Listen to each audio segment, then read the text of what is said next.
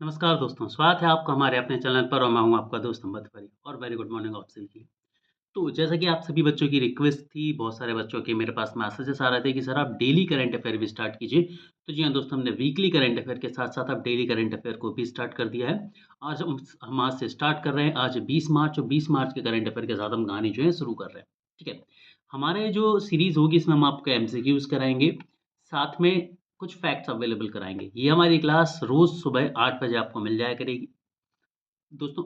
और डेली हम आपको 15 एमसीक्यूज़ जो है वो कराएँगे और इन 15 एमसीक्यूज़ के माध्यम से उस दिन के सारे करंट अफेयर आप सभी तक हम पहुँचाने की कोशिश करेंगे। हमारा जो कंटेंट है ये बाइलिंगुअल रहेगा, यानी कि हिंदी मीडियम और इंग्लिश मीडियम दोनों ही बच्चों के लिए रहेगा।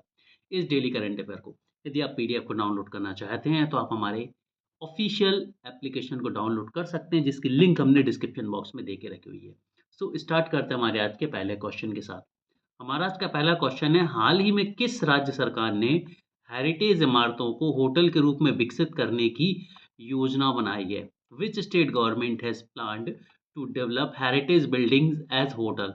तो इसका जो करेक्ट आंसर है दोस्तों वो है उत्तर प्रदेश। इससे पहले मध्य प्रदेश ने भी किया है, तो याद रखना, यदि सिर्फ यूपी आता है या सिर्फ एमपी आता है तो आपको इन दोनों को ही सिलेक्ट कर लेना है, लेकिन यदि दोनों आते हैं तो बोथ ऑफ देम जो है वो करेक्ट आंसर होगा। तो इसका जो करेक्ट आंसर ऑप्शन है उत्तर प्रदेश।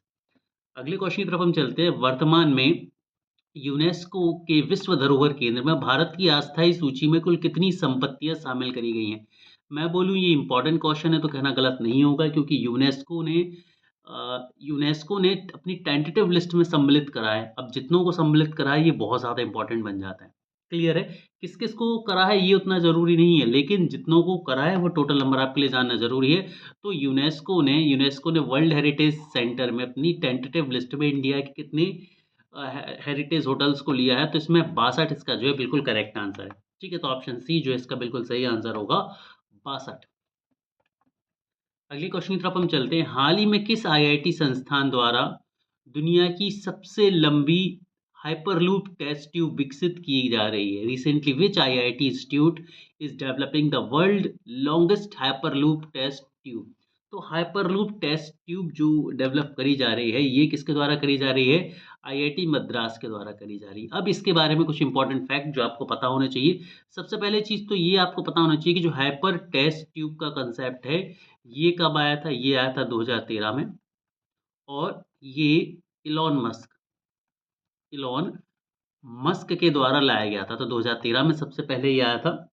और ये कुछ नहीं है, ये एक ट्रांसपोर्टेशन सिस्टम है। जैसे हमने हाइपरलिंक सुना था कि बहुत स्पीड से आप एक प्लेस से दूसरे प्लेस ट्रैवल कर पाएँ, उसी तरह से हाइपरलूप टेस्ट ट्यूब जो है उसी कंसेप्ट पर बेस्ड एक ट्रांसपोर्ट फिनोमेनन है। ठीक है? आईआईटी मद्रास आईआईटी मद्रास ने इसे बनाने की आईआईटी मद्रास में इसका काम चल रहा है। अब एक चीज़ याद रखना है, इसकी जो लेंथ है वो कितनी होगी? 410 मीटर रहने वाली है। कितनी? 410 मीटर रहने वाली है। तो लॉन्ग एशिया की सबसे लॉन्गेस्ट हाइपरलूप टेस्ट ट्यूब ये बन गई है। कहाँ पर? आईआईटी मद्रास में। अगले क्वेश्चन की तरफ हम चलते हैं। क्वेश्चन नेक्स्ट आपकी स्क्रीन पर ये रहा, जो कि क्वेश्चन नंबर 4 है।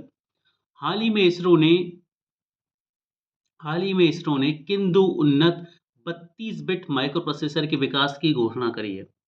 अब ये एक इम्पोर्टेंट क्वेश्चन बनता है आप सभी के लिए। हाल ही में इसरो ने अच्छा, एक और चीज़ मैं यहाँ पर बता दूँ जो बताना आपको भूल गया, कि जो हाइपरलूप है, हाइपरलूप की स्पीड लगभग 1000 किलोमीटर पर आवर होगी। ठीक है? 1000 किलोमीटर पर आवर तक इसकी स्पीड जो है वो हो सकती है। क्लियर? वीडियो यदि पसंद आ रहा है तो चैनल को सब्सक्राइब ज़रूर करें, वीडियो को लाइक ज़रूर करें, अपने प्यारे-प्यारे कमेंट्स भी ज़रूर दें। तो यहाँ पर बात करी जा रही है कि recently ISRO announced the development of 2 advance 32 bit micro processor. इनका नाम क्या है? क्लियर? तो इसका जो करेक्ट आंसर है ऑप्शन नंबर बी है, विक्रम 3201 और कल्पना 3201। विक्रम 3021 एंड कल्पना 3021, याद रखना है, विक्रम और कल्पना 3201। अगले क्वेश्चन की तरफ चलते हैं। अगला क्वेश्चन आपकी स्क्रीन पर ये रहा। हाल ही में आईजीएनसीए ने अपना कौन सा स्थापना दिवस मनाया? 3 दिवसीय सेलिब्रेट करा इसने, है ना? Recently IGNCA celebrated which foundation day for 3 days. ठीक है, अब इसके बारे में थोड़ी सी चीजें समझनी है। इसने अपना ऑप्शन नंबर बी 38वां स्थापना दिवस मनाया। अब इसके बारे में कुछ चीजें समझ लीजिए कि इसकी जो स्थापना हुई थी, यदि मैं बात करूं, आई जी एन सीए की हम बात करें तो आईजीएनसीए की स्थापना तो हुई थी कब? 19 नवंबर को, 19 नवंबर 1985 में हुई थी, 19 नवंबर 1985 में हुई थी। लेकिन इसे सांवैधानिक दर्जा जो मिला था वो मिल गया था इसे, कब मिल गया था? कॉन्स्टिट्यूटेड एंड रजिस्ट्रेशन इसका कब हुआ था? ये हुआ था आपका दोस्तों 24 मार्च 1987 को। ठीक है, 2 साल बाद 24 मार्च को। तो अब आज है 21 मार्च, तो 21, 22, 23 इन 3 दिन में इनका जो है कार्य स्थापना दिवस का कार्यक्रम जो है चलने वाला 3 दिवसीय, तो याद रखना है। अगले क्वेश्चन की तरफ हम चलते हैं। हाल ही में कहाँ प्रतिस्पर्धा कानूनों की अर्थशास्त्र पर 10वां राष्ट्रीय सम्मेलन आयोजित किया गया है? Where was the 10th national congress on economics of competitive law held recently? तो इसका जो करेक्ट आंसर दोस्तों वो है ऑप्शन नंबर बी। ये कहाँ पर हुआ था? दिल्ली में हुआ है। बहुत इंपॉर्टेंट क्वेश्चन है। नेक्स्ट क्वेश्चन की तरफ हम चलते हैं। क्वेश्चन नंबर 7 आपकी स्क्रीन पर ये रहा है कि हाल ही में वित्त मंत्री निर्मला सीतारमण द्वारा किस योजना के लिए एक समर्पित ऐप लॉन्च किया गया है? तो बात क्या करी जा रही है कि recently a dedicated app was launched for which scheme by the finance minister Nirmala Sitharaman. ठीक है, तो इसका जो करेक्ट आंसर है दोस्तों वह आपको ऑप्शन नंबर सी, प्रधानमंत्री इंटर्नशिप योजना। प्रधानमंत्री इंटर्नशिप योजना के लिए एक डेडिकेटेड ऐप जो है वो लॉन्च करी गई है। नेक्स्ट क्वेश्चन की तरफ हम चलते हैं। क्वेश्चन नंबर 8 है आज का। भारत और न्यूजीलैंड के किस क्षेत्र में समझौतों पर हस्ताक्षर किए गए हैं?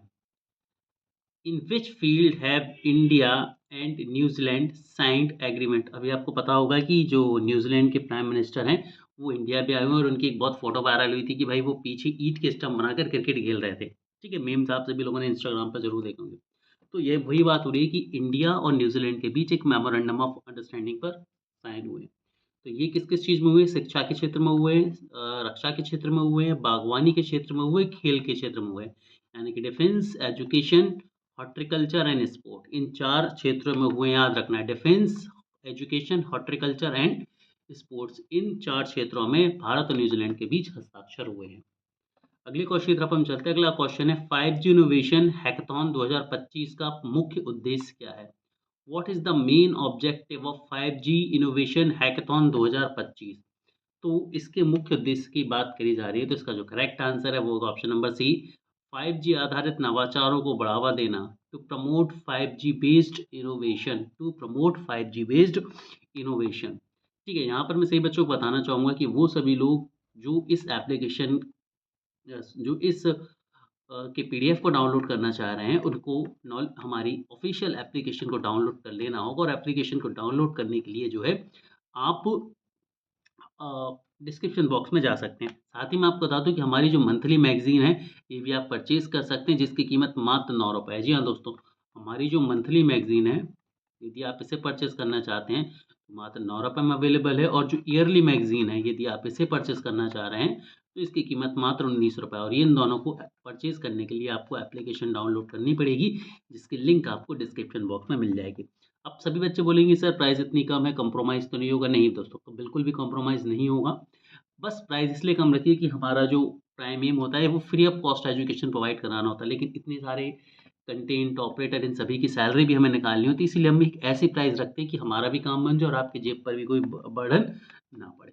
ठीक है, चलिए अगले क्वेश्चन की तरफ हम चलते हैं and that is the question number 10।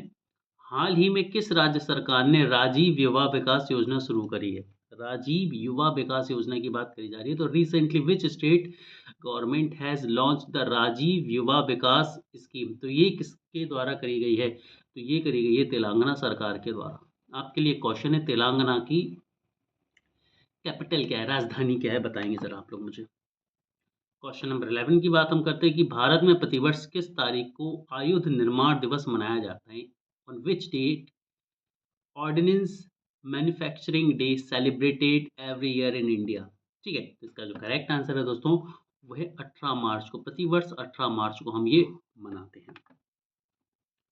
आगे बढ़ते हैं। हाल ही में प्रधानमंत्री नरेंद्र मोदी द्वारा रायसीना डायलॉग के 10वें संस्करण का उद्घाटन किया गया है। Where has the 10th edition of Raisina dialogue been inaugurated by prime minister Narendra Modi? ठीक है, तो इसका जो करेक्ट आंसर है दोस्तों वह ऑप्शन नंबर बी, दिल्ली में ये किया गया है नरेंद्र मोदी जी के द्वारा। आगे बढ़ते हैं और अगले क्वेश्चन पर हम पहुंचते हैं। नेक्स्ट क्वेश्चन हमारा, हाल ही में किस स्थान पर छत्रपति शिवाजी महाराज के पहले मंदिर का उद्घाटन किया गया है? Recently where was the first temple of Chhatrapati Shivaji Maharaj inaugurated? और इसका करेक्ट आंसर है कहाँ पर? मुंबई में। मुंबई में छत्रपति शिवाजी महाराज का पहला मंदिर इनॉग्रेट करा गया है। आगे बढ़ते हैं, हाल ही में चंद्रयान 5 मिशन को भारत सरकार ने मंजूरी दी है। यह मिशन किस देश के सहयोग से किया जाएगा? है ना, तो रिसेंटली चंद्रयान 5 मिशन को अप्रूवल मिल गया है by Indian government, and which with the collaboration of which country we will launch this? तो इसका करेक्ट आंसर है, हम किसके कोलैबोरेशन के साथ करेंगे? जापान के कोलैबोरेशन के साथ करेंगे। जापान की स्पेस एजेंसी का नाम क्या है? जैक्सा। ठीक है, ये भी आपको याद रखना है। और आज का हम आखिरी क्वेश्चन की तरफ पहुंचते हैं कि हाल ही में प्रधानमंत्री सूर्या घर योजना के तहत महाराष्ट्र ने देश को में कौन सा स्थान हासिल करा है? Recently which position has Maharashtra achieved in the country under the प्रधानमंत्री सूर्य ग्रह योजना? तो इसका जो करेक्ट आंसर है वो है दोस्तों दूसरी। किसने करी है? कौन सा प्लेस जो इन्होंने सिक्योर करा है? सेकंड प्लेस जो इन्होंने सिक्योर करा है। सही बच्चों से रिक्वेस्ट करूंगा कि यदि आपको ये वीडियो पसंद आ रहा है तो प्लीज़ चैनल को लाइक शेयर सब्सक्राइब जरूर करें। अब यदि हम इस योजना की बात करें तो इस योजना में क्या है, पीएम सूर्य घर में एक्चुअली मुफ्त बिजली जो है वो प्रोवाइड करी जाएगी। ठीक है, और इसका लक्ष्य क्या रखा गया है कि 2027 तक लगभग 1 करोड़ लोगों को, कितने लोगों को? 1 करोड़ लोगों को या 1 करोड़ घरों तक जो है वो ऊर्जा प्रोवाइड कराई जाएगी। और कौन सी? सौर ऊर्जा, है ना, क्लियर, सोलर एनर्जी। कौन सी एनर्जी? सोलर एनर्जी के थ्रू वहाँ पर इलेक्ट्रिसिटी जो है प्रोवाइड कराई जाएगी। तो ये basically non renewable energy resources को बढ़ावा देने की कोशिश की जा रही है ना, नवीनीकृत ऊर्जा स्रोतों को बढ़ावा देने के लिए कोशिश यहाँ पर की जा रही है। और इसमें आपको याद रखना है सेकंड प्लेस किसका है भाई? महाराष्ट्र का, लेकिन फर्स्ट प्लेस पर कौन है यहाँ पर? राजस्थान, उत्तर प्रदेश है यहाँ पर। करेक्ट। और इसमें इसकी कोशिश ये करी जा रही है कि भारत में हर घर को सौर ऊर्जा में सबल बनाया जा सके, और जो डिपेंडेंसी है हमारी ट्रेडिशनल कोल एनर्जी से मिलने वाली इलेक्ट्रिसिटी पर, उसको कम किया जा सके। ठीक है दोस्तों, तो यहाँ पर हमारा आज का सेशन खत्म होता है। मैं उम्मीद करता हूँ कि आपको ये सीरीज़ पसंद आएगी, और हम डेली आपकी वीडियो लाते रहेंगे। सुबह 8 बजे आप डेली चैनल पर आएँ और करंट अफेयर के इस वीडियो को एंजॉय करें। Have a great day everyone.